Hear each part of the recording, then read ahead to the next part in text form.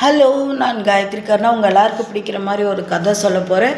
கல்கட்டாவில் ஒரு பையன் என்ன பண்ணுறாரு, தன்னுடைய அம்மாவுக்கு தொழுநோய் வந்துருச்சு அப்படின்னு சொல்லிட்டு குப்பைத்தொட்டியில் கொண்டு வந்து போட்டுறாரு.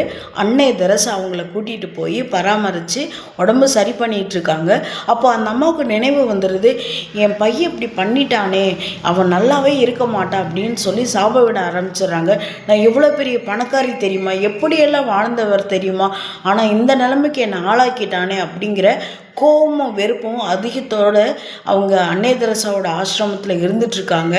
அன்னை தெரசா சொல்கிறாங்க, அம்மா அவங்கள தயவு செஞ்சு நீங்கள் சபிக்காதீங்க, சாபமிடாதீங்க அப்படின்னு சொல்கிறாங்க.